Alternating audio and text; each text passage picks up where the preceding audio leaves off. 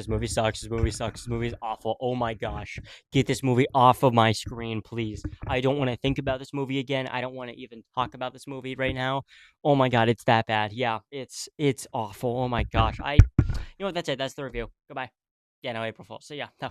I doubt you fell for that one, but you know what? It's worth a shot.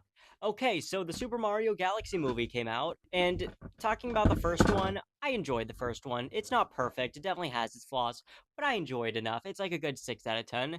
With this movie, I do think it's an improvement over the first one, in my opinion.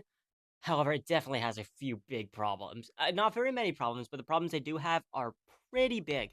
We'll start with the negatives, so that way we can end on a positive note, so you can go into this movie happy and not have your experience ruined by criticism or anything.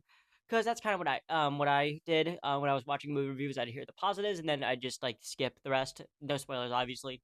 No spoilers in this review about the movie or anything. We'll start with the negatives, however. One big thing, if you're a fan of Rosalina, you're not gonna really like this movie. Now, listen, I'm a huge Rosalina fan. She's one of my favorite Mario characters, obviously. She's an incredible character. She's barely in this movie. I'm not gonna lie. She's just kind of used as a plot device.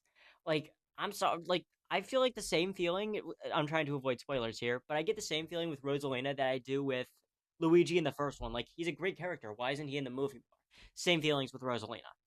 However, I will say Luigi's definitely much more of a character in this movie, thankfully, because I do not want another just Mario movie featuring Luigi. Which is funny because, the first one is the Mario Bros movie, meaning it's the Mario and Luigi movie, and the second one is just the Mario Galaxy movie. No bros, this shouldn't be the Luigi movie, even though this is, which I think is kind of funny. I don't know. Another one of the negatives, the relationship with Bowser and Bowser Jr., I feel like it's done well, but like, I don't know. They could have definitely done it better because, like, okay, this is kind of spoilery, but I don't really care right now. Bowser Jr. kind of bosses Bowser around quite a bit in this movie, and I'm not a big fan of that because Bowser is his father. He should know. Another thing they don't address: who's Bowser's mom? They just don't address it at all. It's like, hey, it's Bowser and his son, them against the world. He had to spend time with himself while Bowser was off conquering the planet.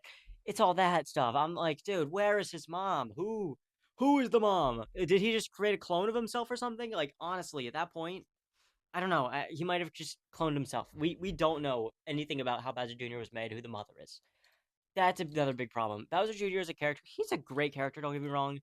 But, like, I don't know. He just kind of felt like Bowser again, really. He had the exact same motivations as Bowser, take over the world, except, obviously save his father. The voice performances in this movie, incredible, especially from Benny Safdie, Donald Glover, Glenn Powell as Fox McCloud, and Brie Larson as Rosalina. All of them did phenomenal. As expected. The story wise, it's all right. It's like it's not a great adaptation of Mario Galaxy as a game, but like as a Mario movie that happens to take place in space, it's good, and it definitely has its galaxy references in there, like quite a few.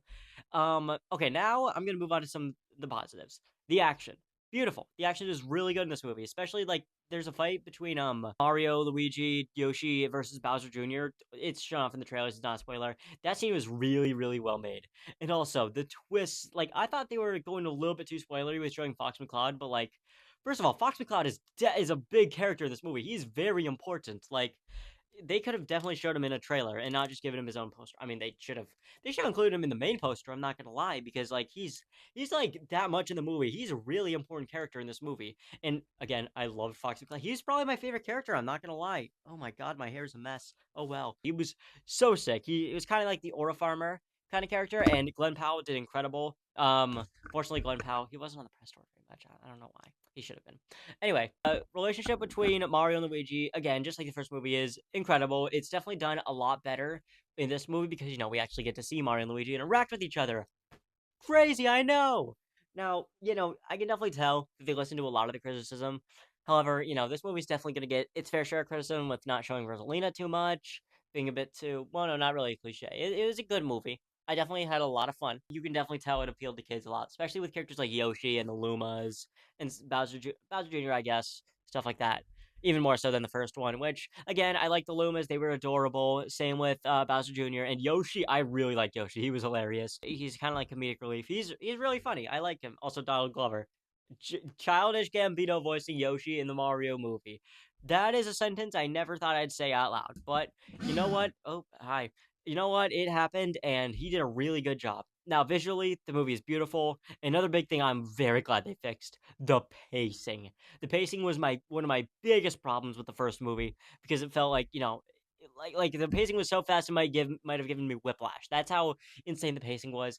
This movie definitely slows it down a lot, even though the runtime is practically the same as the first one. I really love that about this movie. That it's a lot slower, it's a lot better paced. Also, the cameos in this movie, oh my, I could talk about the cameos for hours, honestly.